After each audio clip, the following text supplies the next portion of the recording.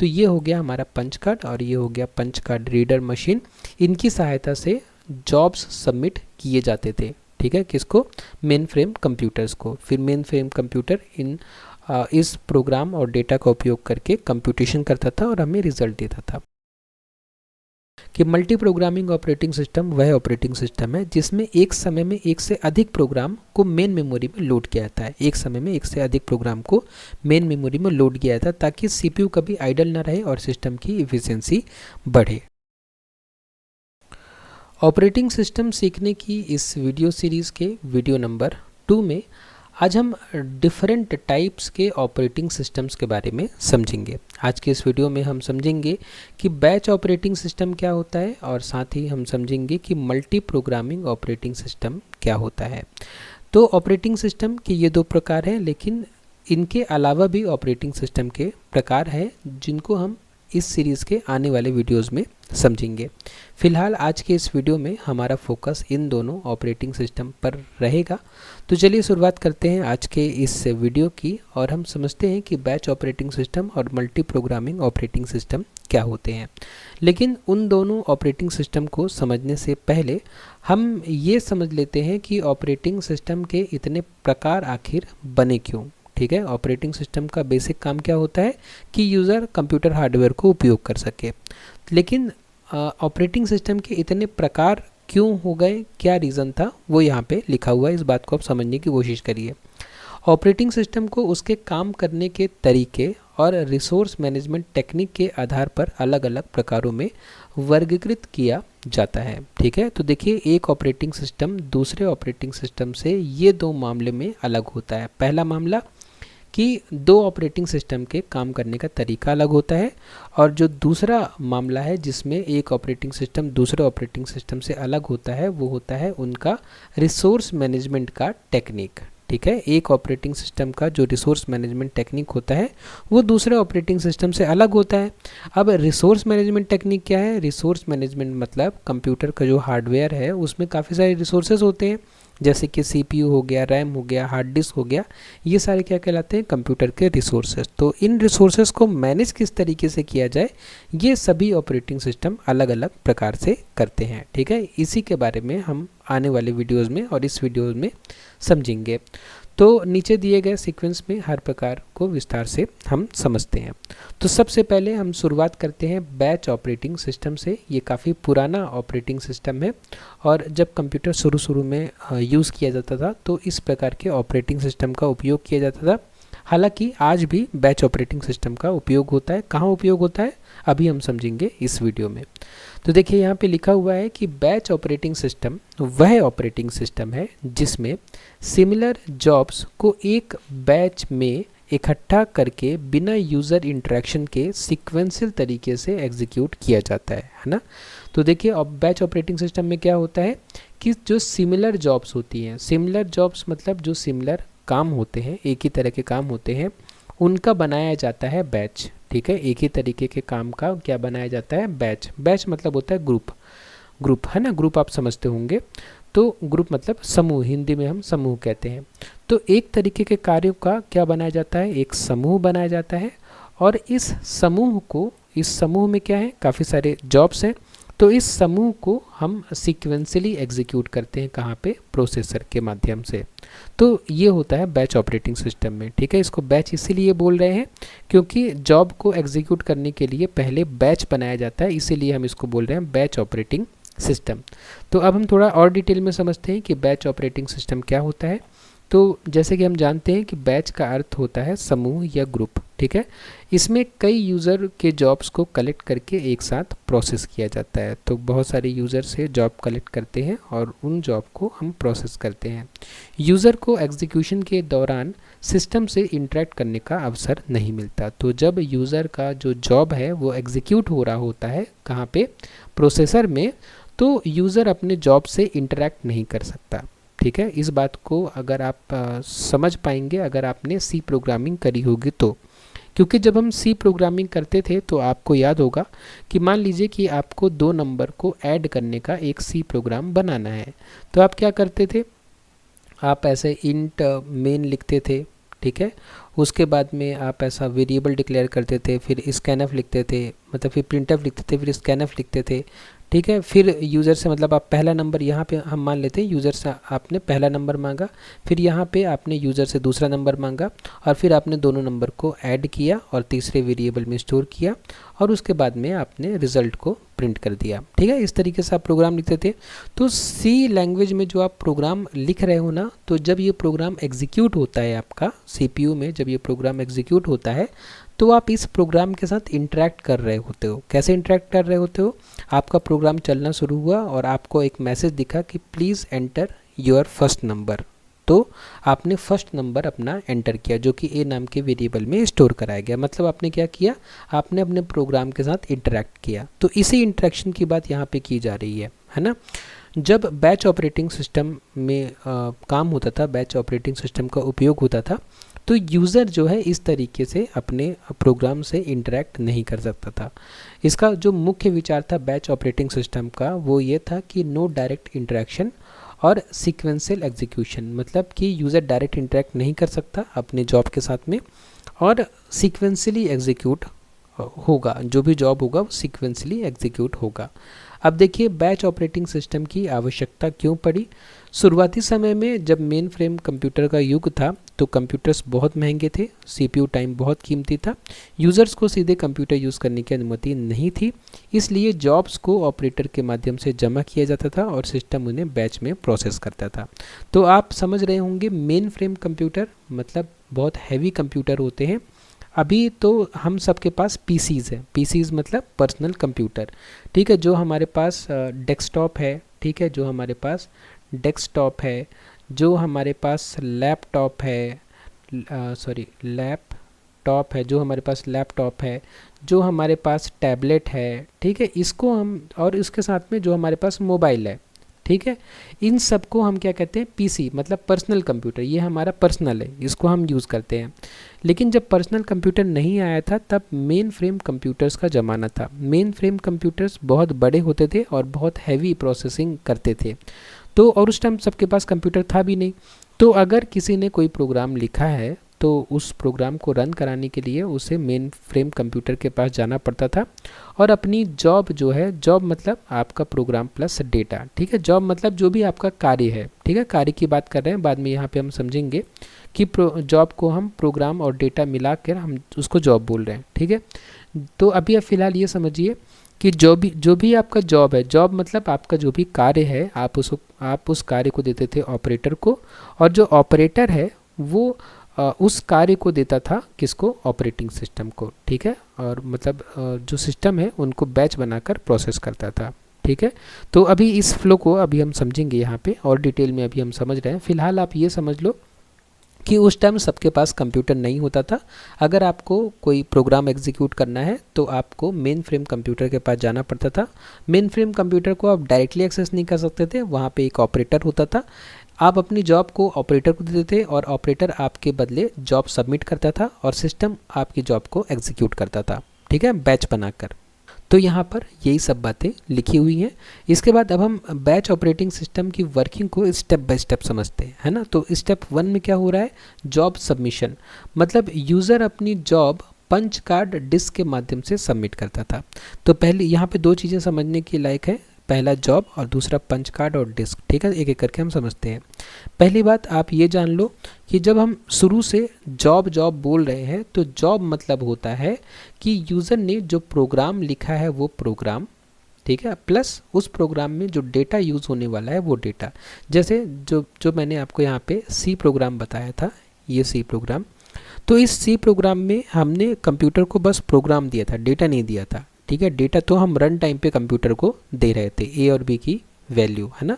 यहाँ पे add.c में हम बस कंप्यूटर क्या दे रहे थे, प्रोग्राम दे रहे थे, यहाँ पे डेटा हम नहीं दे रहे थे। लेकिन जब बैच ऑपरेटिंग सिस्टम का उपयोग किया जाता था तो बोला जाता था कि आप अपना प्रोग्राम लिखो और आपके प्रोग्राम में जो भी डेटा की रिक्वायरमेंट है आप डेटा भी हमको साथ में दो, मतलब ये एक जॉब बना के हमको दो, ठीक है। और कैसे दोगे, आप पंच कार्ड या डिस्क के माध्यम से दोगे, ठीक है। इन दोनों में डिस्क का उपयोग तो बाद में होना शुरू हुआ, पहले पंच कार्ड का उपयोग होता था। पंच कार्ड कैसा होता था, मैं आपको इमेज दिखाता हूँ। मैंने पहले से इस इमेज को सेव करके रखा है। देखिए इस तरीके का पंच कार्ड होता था। ठीक है, यहाँ पे नंबर्स लिखे होते थे, ठीक है, कॉलम वाइज, और जो भी नंबर आपको सेलेक्ट करना है वहाँ पे आप क्या कर देते थे, होल बना देते थे। ये उसी तरीके से जैसे हम OMR सीट भरते हैं। ठीक है, आप एग्ज़ाम देने जाते हो तो OMR सीट में क्या करते हो, आप गोला लगाते हो ना, कि जो भी आपका रोल नंबर या नाम है उस अल्फ़ाबेट या उस नंबर के सामने आप क्या कर देते हो, गोला लगा देते हो।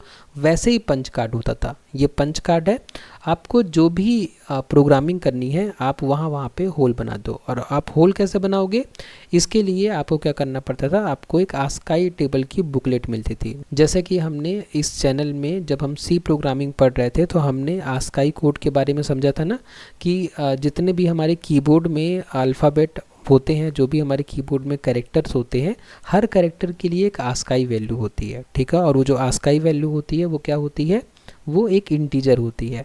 तो यहाँ पे पंच कार्ड में आपको ध्यान से इंटीजर्स को पंच करना होता था। ठीक है, कि आप क्या बोलना चाह रहे हो, तो उस कैरेक्टर के करस्पॉन्डिंग आपको जो यहाँ पे ये नंबर्स लिखे हैं उनको पंच करना पड़ता था। ठीक है, तो इस तरीके से पंच कार्ड होता था। और ये पंच कार्ड आप क्या करते थे, प्रोग्रामिंग करते थे इसमें, और ये पंच कार्ड आप देते थे किसको, ऑपरेटर को। ऑपरेटर क्या करता था, पंच कार्ड रीडर मशीन होती थी। ठीक है, पंच कार्ड रीडर मशीन होती थी, जैसे आप ये देख पा रहे हैं, ये देखिए पंच कार्ड रीडर मशीन होती थी। इसमें से क्या होता था कि आपके पंच कार्ड में जो डेटा लिखा है, इस मशीन से आपके डेटा को डिजिटल डेटा में कन्वर्ट किया जाता था। ठीक है, आप तो ऐसे कार्ड में लिख के ले आए अपने प्रोग्राम को, ये मशीन क्या करती थी, आपके जो ये आपने ये होल्स बनाए हैं ना, इन होल्स के माध्यम से ये मशीन समझती थी कि आप क्या प्रोग्राम में आपका क्या कंटेंट है। तो इस कार्ड के करस्पॉन्डिंग डिजिटल डेटा जनरेट करती थी ये मशीन। ठीक है, क्योंकि कंप्यूटर को फाइनली क्या चाहिए, कंप्यूटर को फाइनली तो डिजिटल डेटा ही चाहिए ना।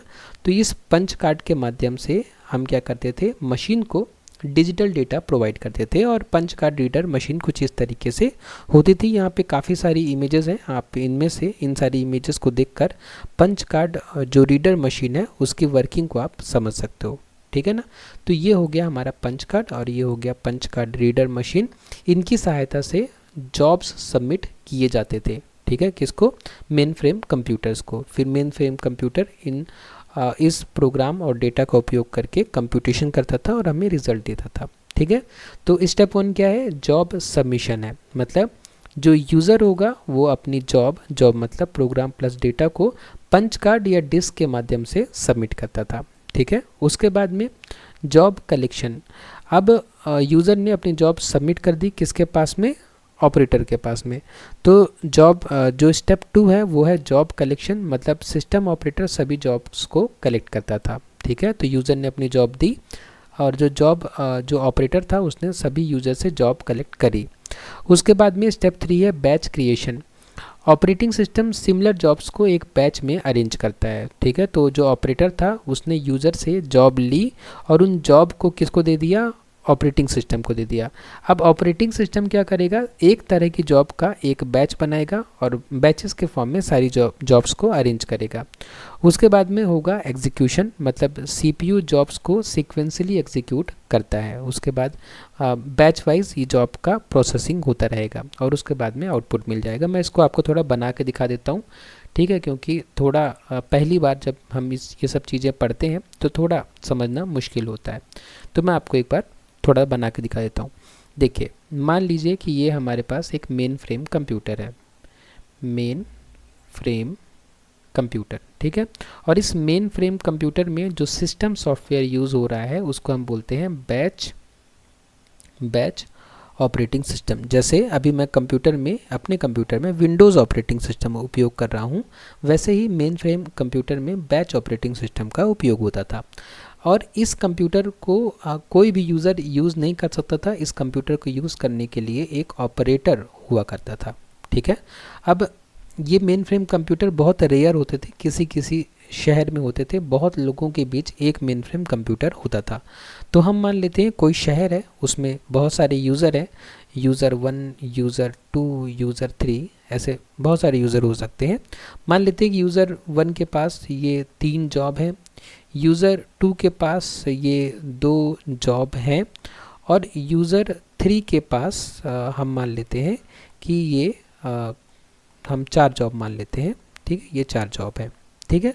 तो अब यूज़र जो थे, ये यूज़र 1 गया ऑपरेटर के पास और उसने अपनी ये सारी जॉब्स ऑपरेटर को दे दी। उसी तरीके से यूज़र 2 भी अपनी सारी जॉब्स ऑपरेटर को दे देगा और यूज़र 3 भी अपनी सारी जॉब्स ऑपरेटर को दे देगा। अब ऑपरेटर क्या करेगा, इन सारी जॉब्स को किसको देगा, ऑपरेटिंग सिस्टम को देगा। किसको देगा, बैच ऑपरेटिंग सिस्टम को। और बैच ऑपरेटिंग सिस्टम क्या करेगा, ये बनाएगा बैचेस, ठीक है, बैच बनाएगा। तो मैं बोलता हूँ बैच 1, ठीक है। हो सकता है कि ऑपरेटिंग सिस्टम ने इस डेटा को, इन जॉब्स को एनालाइज किया और वो ये फाइनल कंक्लूजन पे पहुंचा कि जॉब 2, जॉब 5 और जॉब 9 एक ही तरह की जॉब है, तो इनको क्या कर दिया, एक ही बैच में रख दिया।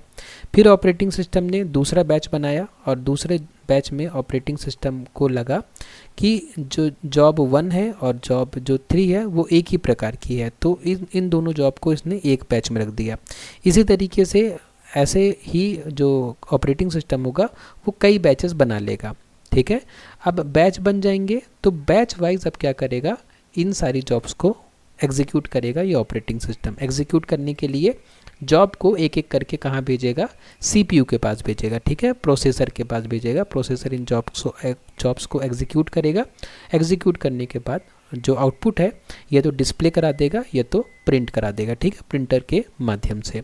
तो इस तरीके से एग्जीक्यूशन होता है बैच ऑपरेटिंग सिस्टम में, ठीक है। आई होप कि आपको ये एक्सप्लेनेशन समझ में आया होगा। उसके बाद रियल लाइफ एग्जांपल क्या है बैच ऑपरेटिंग सिस्टम का।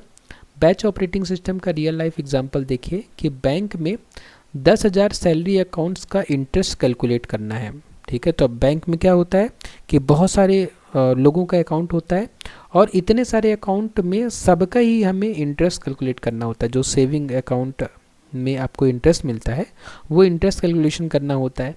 तो अब देखिए 10,000 लोगों के अकाउंट में ये सेम टाइप का ऑपरेशन परफॉर्म करना है, ठीक है। तो इस टाइप के कामों के लिए बैच ऑपरेटिंग सिस्टम का उपयोग किया जाता है। उसके अलावा इलेक्ट्रिसिटी डिपार्टमेंट में मंथली बिल जनरेट करना है, तो इसमें भी क्या होता है कि एक ही तरीके का काम है, एक ही तरीके का फॉर्मूला है, वही काम हमें रिपीटेशन में करना है, तो इसमें भी बैच ऑपरेटिंग सिस्टम का उपयोग होता है। और आप इन दोनों में देखिए ध्यान से कि इन दोनों में ही यूज़र को इंटरेक्ट नहीं करना पड़ता है प्रोग्राम के साथ में, ठीक है। यूज़र ने अपनी जॉब सबमिट कर दी। यूज़र ने अपनी जॉब कैसे सबमिट कर दी, अगर यूज़र का किसी बैंक में अकाउंट है तो यूज़र के उसमें कुछ पैसे हैं, ठीक है, कुछ पैसे हैं यूज़र के उस अकाउंट में, तो मतलब यूज़र ने अपना जो जॉब है, अपना जो डेटा है वो सबमिट कर दिया, ठीक है। अब मशीन को कैलकुलेशन करना है। उसी तरीके से जो बिल जनरेट करने वाला काम है, तो यूज़र हर मंथ इनडायरेक्टली अपने मीटर के थ्रू, ठीक है, अपने मीटर के थ्रू, जो भी घर में मीटर लगा हुआ है उस मीटर के थ्रू अपनी रीडिंग्स को बिजली विभाग में सबमिट कर देता है, ठीक है। मतलब यूज़र मैनुअली नहीं करता, लेकिन इनडायरेक्टली तो यही हो रहा है ना। इनडायरेक्टली क्या हो रहा है, आपके घरों में जो डिजिटल मीटर लगा हुआ है उस डिजिटल मीटर का डेटा डायरेक्टली जो इलेक्ट्रिसिटी डिपार्टमेंट का सर्वर है वहाँ पे जाता है और ऑटोमेटिकली आपका बिल जो है जनरेट हो जाता है। इसमें यूज़र को इंटरेक्ट करने की आवश्यकता नहीं है और यहाँ पे भी बैच ऑपरेटिंग सिस्टम का उपयोग किया जाता है। तो इन टास्क में डायरेक्ट इंटरेक्शन की आवश्यकता नहीं होती, इसलिए बैच ऑपरेटिंग सिस्टम उपयुक्त है, ओके। उसके बाद देखिए बैच ऑपरेटिंग सिस्टम के जो प्रमुख उदाहरण हैं, जैसे कि IBM ऑपरेटिंग सिस्टम 360 और IBM Z ऑपरेटिंग सिस्टम, तो ये जो है बैच ऑपरेटिंग सिस्टम के उदाहरण है। इनका उपयोग बड़े मेन फ्रेम सिस्टम्स में किया जाता था, ठीक है। तो जो मेन फ्रेम कंप्यूटर्स होते हैं, जो बैंक में और आपके इलेक्ट्रिसिटी डिपार्टमेंट में कंप्यूटर्स होते हैं, उनको हम मेन फ्रेम कंप्यूटर कहते हैं। मतलब वो कंप्यूटर जो सर्वर का काम करते हैं, जो हैवी प्रोसेसिंग करते हैं, ऐसे कंप्यूटर्स की हम यहाँ पे बात कर रहे हैं, ठीक है ना। तो इन कंप्यूटर्स में बैच ऑपरेटिंग सिस्टम का उपयोग किया जाता है। अब देखिए बैच ऑपरेटिंग सिस्टम की विशेषताएं लिखी हुई है कि डायरेक्ट यूज़र इंटरेक्ट नहीं कर सकता। जॉब्स ग्रुप्ड इन बैचेस, मतलब कि जो जॉब हैं उनका समूह बनाया जाता है और उस समूह को हम क्या कहते हैं, बैच कहते हैं। सीक्वेंशियल प्रोसेसिंग होती है किसकी, जॉब्स की, मतलब एक बार में एक जॉब ही एग्जीक्यूट होगी। Suitable for large repetitive task, अगर आपके पास बड़े और रिपीटेटिव टास्क हैं जो कि बार बार रिपीट हो रहे हैं तो ऐसे कामों के लिए बैच ऑपरेटिंग सिस्टम अच्छा है। ऑटोमेटिक जॉब शेड्यूलिंग हो जाती है। ऑटोमेटिक जॉब शेड्यूलिंग मतलब कि एक जॉब ने अपना एग्जीक्यूशन सीपीयू में ख़त्म किया, उसके बाद में दूसरा जॉब अपने आप सीपीयू में आ जाएगा, ठीक है, एग्जीक्यूट होने के लिए। तो इसी को हम क्या बोल रहे हैं, ऑटोमेटिक जॉब शेड्यूलिंग। उसके बाद देखते हैं एडवांटेजेस क्या होते हैं बैच ऑपरेटिंग सिस्टम के। तो सीपीयू यूटिलाइजेशन बेहतर होता है क्योंकि बैचेस बन जाते हैं। तो बैचेस बनने से ये रहता है कि ये सिमिलर तरह की जॉब है जो कि सीपीयू के पास आएंगी, तो सीपीयू का परफॉर्मेंस बेहतर होता है। रिपीटेटिव डेटा प्रोसेसिंग के लिए आइडल, अगर आपके पास रिपीटेटिव डेटा है तो उसके लिए आइडल एकदम परफेक्ट है। ह्यूमन एरर कम होता है क्योंकि ह्यूमन को इंटरेक्शन नहीं करने दिया जाता। लार्ज वॉल्यूम डेटा हैंडल करने में सक्षम होता है। तो अगर डेटा बहुत लार्ज है, वॉल्यूम डेटा का मतलब बहुत ज़्यादा डेटा है, तो बढ़िया ऑपरेटिंग सिस्टम है ये। उसके बाद कुछ कमियां हैं बैच ऑपरेटिंग सिस्टम में, उनको हम देख लेते हैं कि रिस्पांस टाइम बहुत अधिक होता है। मतलब यूज़र ने जॉब सबमिट किया, अब उसको आउटपुट कब मिलेगा, मतलब यूज़र को आउटपुट कब मिलेगा, ये समय बहुत अधिक होता है, ठीक है, क्योंकि जॉब्स का पहले बैच बनाया जाता है और किस बैच में यूज़र की कौन सी जॉब है ये भी एक मतलब डिफ़िकल्टी वाला काम है। तो इसलिए यूज़र को आउटपुट मिलने में बहुत समय लग जाता है। डीबगिंग कठिन होती है इसमें, किसमें, बैच ऑपरेटिंग सिस्टम में। क्यों डीबगिंग कठिन होती है, क्योंकि यूज़र ने अपनी जॉब सबमिट कर दी, अब उसके जॉब में अगर कुछ एरर है, कुछ गलती है, तो फिर यूज़र कुछ नहीं कर सकता, उसको गलत आउटपुट ही मिलेगा। उसके बाद फिर से जाएगा, नया पंच कार्ड लेगा और अपने प्रोग्राम को सुधार के फिर से आके अपना प्रोग्राम सबमिट करेगा।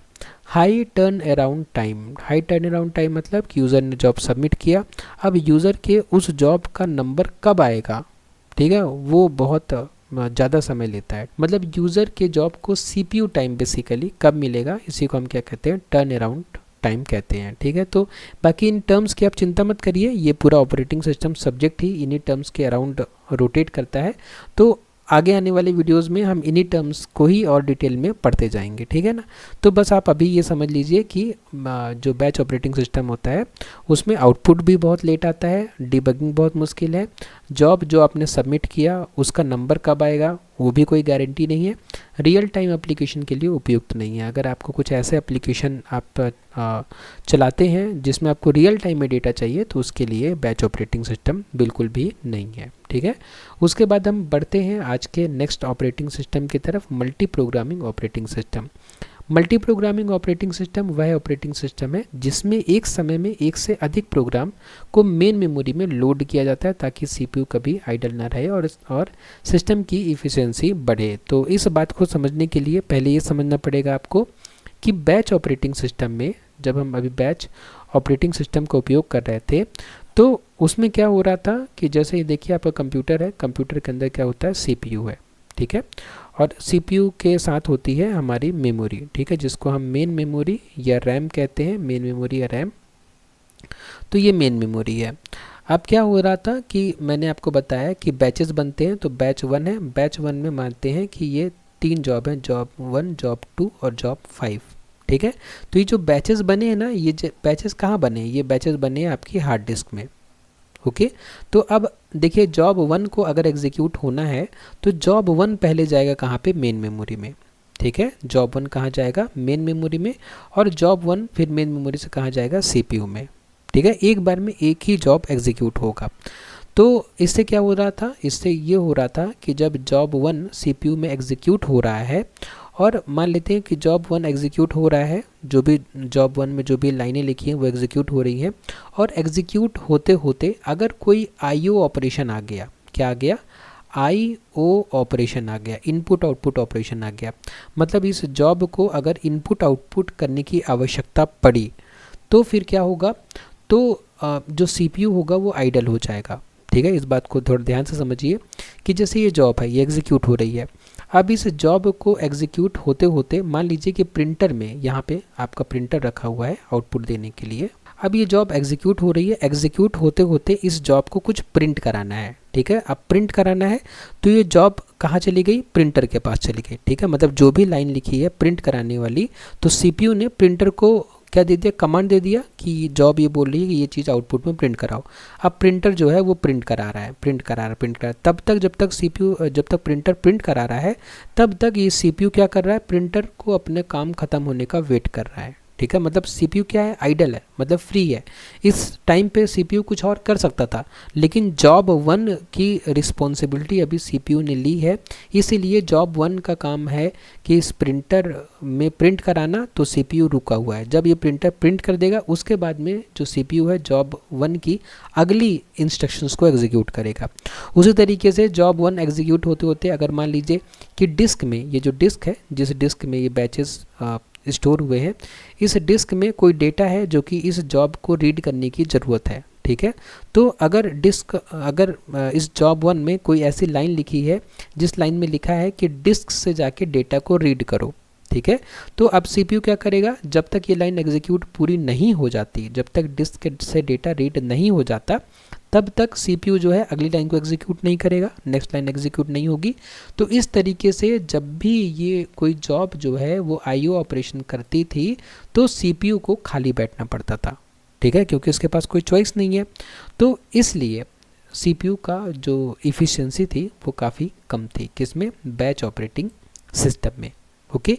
तो उसकी इसीलिए मल्टी प्रोग्रामिंग ऑपरेटिंग सिस्टम का कॉन्सेप्ट आया। मल्टी प्रोग्रामिंग ऑपरेटिंग सिस्टम में बोला गया, अब देखिए यहाँ पे ये मान लीजिए हमारा कंप्यूटर है और कंप्यूटर में ये हमारा है सीपीयू, ठीक है, ये है हमारा सीपीयू। और ये इसमें ऑपरेटिंग सिस्टम कौन सा यूज़ हो रहा है, इसमें ऑपरेटिंग सिस्टम यूज़ हो रहा है मल्टी प्रोग्रामिंग ऑपरेटिंग सिस्टम। तो इसमें क्या लॉजिक है, इसमें लॉजिक ये है कि जो आपकी मेन मेमोरी है, जो आपकी रैम है, उस रैम में आप एक बार में इस रैम में आप एक बार में एक से ज़्यादा प्रोसेसर रख लो, ठीक है। एक से ज़्यादा आप प्रोसेसर तो ये है। तो इस रैम में आप एक से ज़्यादा जॉब रख लो, ठीक है। जैसे अगर हम जॉब की बात करें तो यहाँ भी मैं जॉब बोल देता हूँ ताकि आपको रिलेट करने में आसानी हो। तो मल्टी प्रोग्रामिंग में क्या करूँगा, एक से ज़्यादा जॉब यहाँ पे रख लूँगा, ठीक है। अब मान लीजिए जॉब 1 एग्जीक्यूट हो रहा है, अब जॉब 1 को कुछ प्रिंट कराना है, यहाँ पे प्रिंटर है, जॉब 1 को कुछ प्रिंट कराना है। मतलब जॉब 1 में जो इंस्ट्रक्शंस लिखे हुए हैं उसमें से एक इंस्ट्रक्शन है मान लीजिए कि प्रिंटर से प्रिंट कराने का। तो जब तक ये इंस्ट्रक्शन एग्जीक्यूट हो रहा है जिसमें प्रिंटर से प्रिंट कराया जा रहा है, तो प्रिंटर तो टाइम लेगा, तो तब तक सीपीयू फ्री है। तो सीपीयू क्या करेगा, जॉब 1 को बोलेगा ठीक है तुम्हें प्रिंट कराना है तो तुम जाओ प्रिंट कराओ और प्रिंट करके वेट करना, ठीक है, मैं बताऊँगा फिर तुम्हारा नंबर कब आएगा।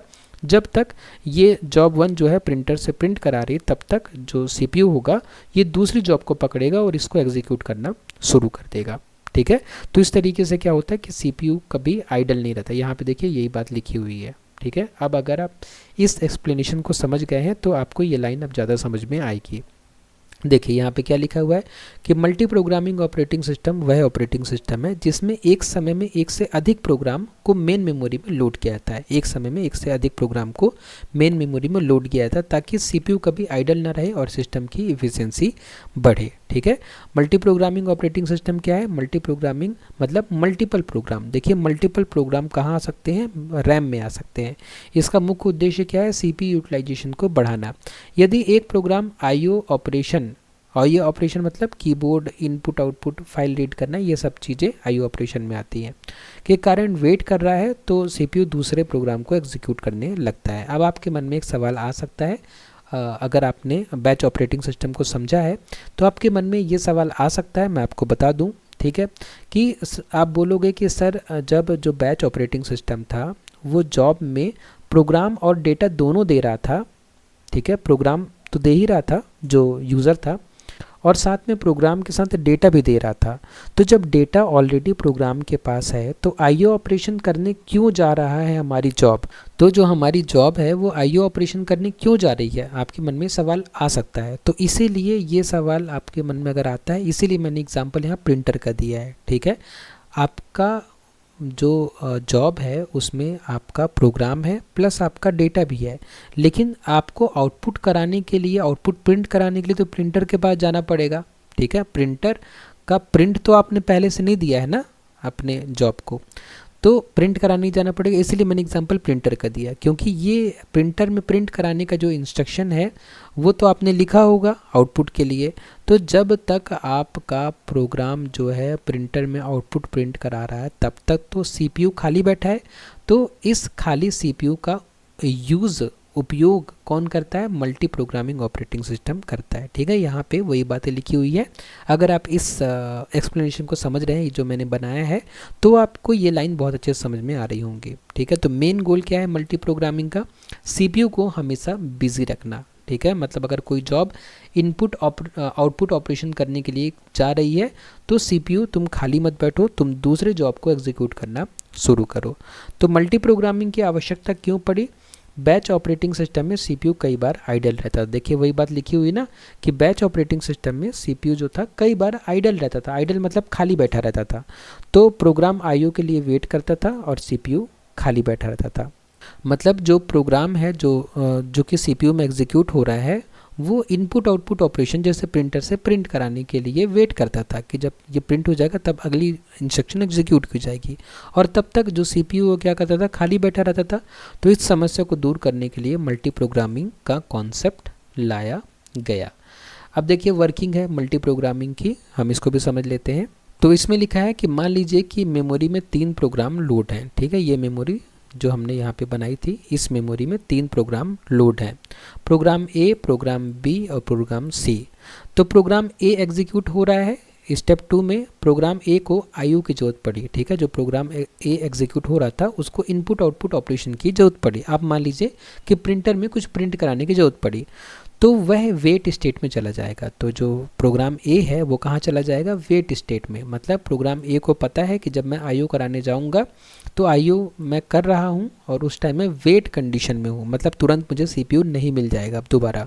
उसके बाद स्टेप 3 में सीपीयू तुरंत प्रोग्राम बी को एग्जीक्यूट करना शुरू कर देगा। तो जैसे ही प्रोग्राम ए जो है वेट कंडीशन में गया तो जो सीपीयू है वो तुरंत प्रोग्राम बी को, जो कि नेक्स्ट प्रोग्राम है कहाँ पे? मेमोरी में, उसको एग्जीक्यूट करना शुरू कर देगा।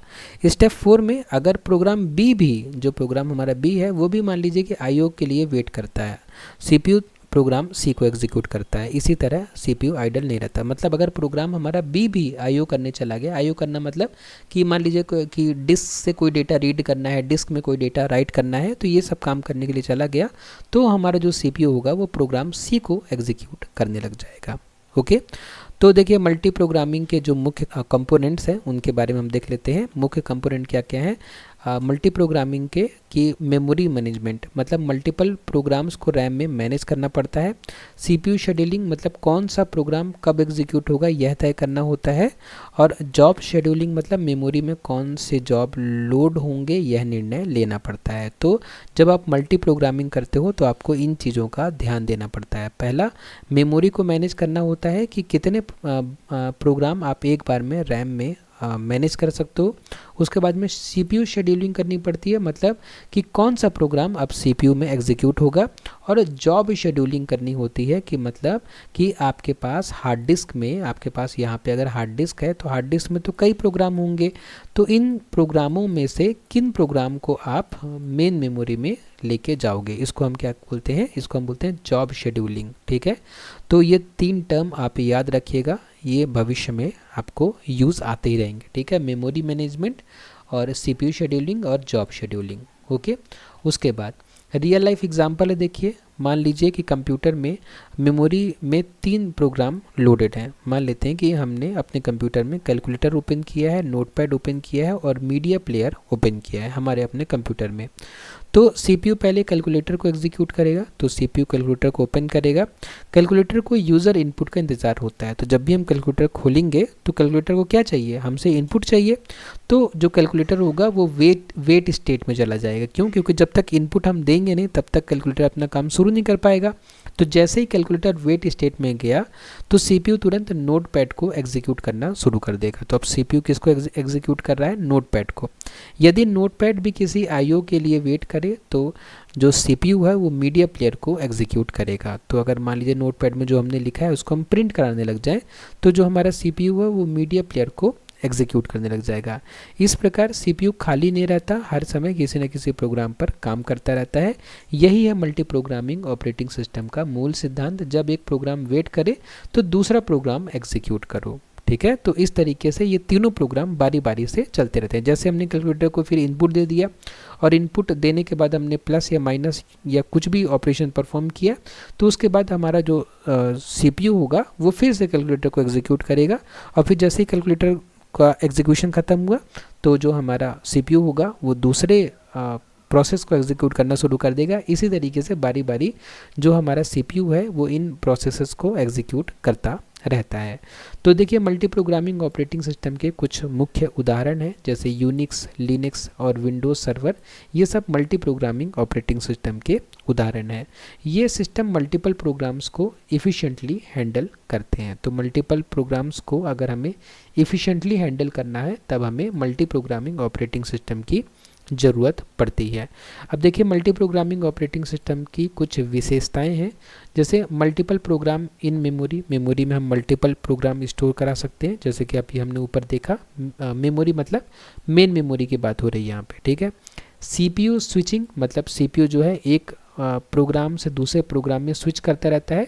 ठीक है, जैसे CPU है और हमारे पास 3 प्रोग्राम है, तो ये प्रोग्राम अभी CPU एग्जीक्यूट कर रहा है। अगर ये प्रोग्राम कहाँ चला गया, IO के लिए चला गया, तो जो CPU है वो दूसरे प्रोग्राम को एग्जीक्यूट करने लग जाएगा। ठीक है, इम्प्रूव्ड थ्रूपुट। थ्रूपुट मतलब होता है कि दिए गए समय में जो CPU है वो कितने प्रोग्राम्स को एग्जीक्यूट कर रहा है।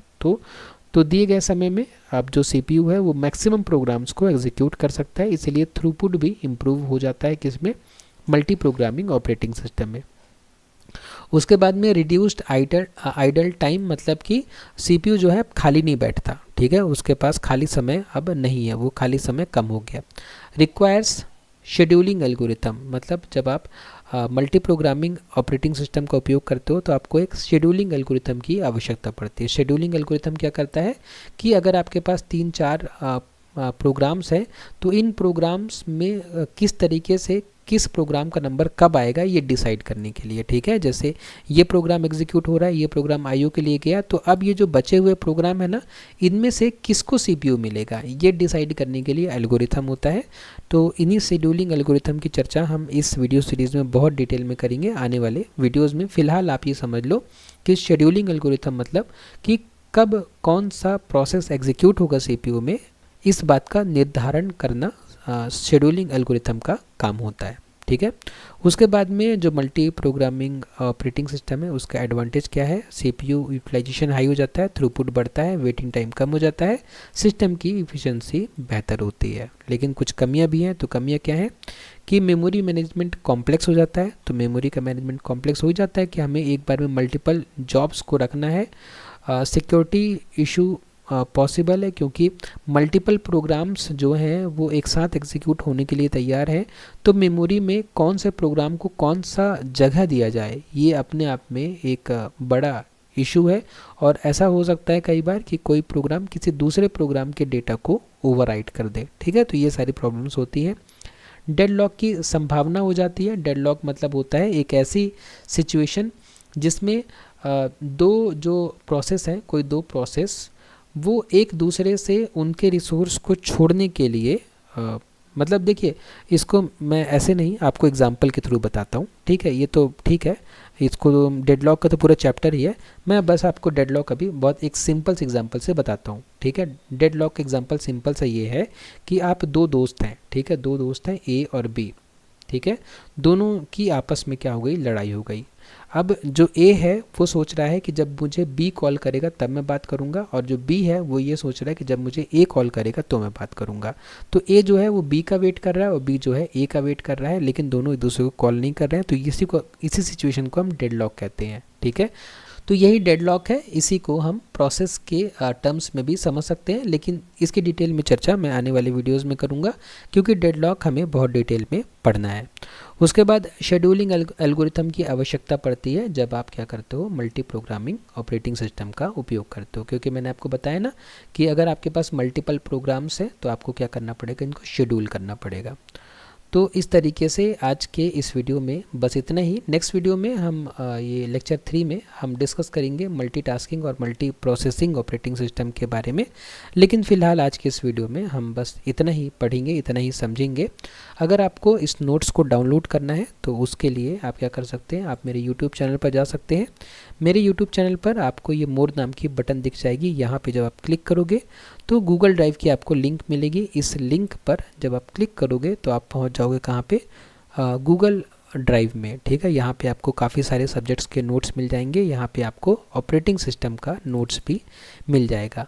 और यहाँ पे जब आप जाओगे तो ये आपको PDF मिलेगा। इस PDF पे आप क्लिक करोगे तो यहाँ पे देखिए यूनिट 1 की नोट्स है, तो आप इस पर क्लिक करेंगे तो ये जो नोट्स है ये ओपन हो जाएगी आपकी। ठीक है, लॉगिन करना पड़ेगा, है ना। मैंने अभी इस ब्राउज़र में लॉगिन नहीं किया है, इसलिए मुझे लॉगिन करने के लिए बोल रहा है। बाकी आप यहाँ पे क्लिक करोगे तो मोबाइल में आपको ये नोट्स मिल जाएगी। ठीक है ना।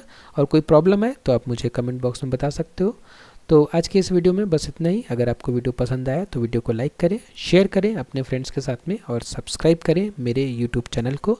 आपने वीडियो को लास्ट तक देखा उसके लिए बहुत बहुत धन्यवाद।